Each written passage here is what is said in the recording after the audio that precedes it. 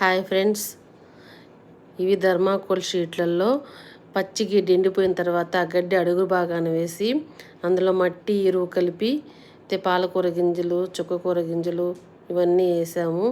చాలా చక్కగా వచ్చేసింది. చూడండి ఎంత బాగా వచ్చిందో.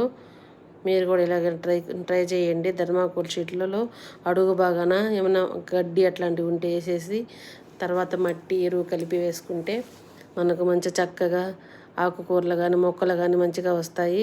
మీరు కూడా ఒకసారి ట్రై చేసి చూడండి. నచ్చితే వీడియో లైక్ చేయండి, షేర్ చేయండి, సబ్స్క్రైబ్ చేసుకోండి. ఇంతేనండి వీడియో. బాయ్.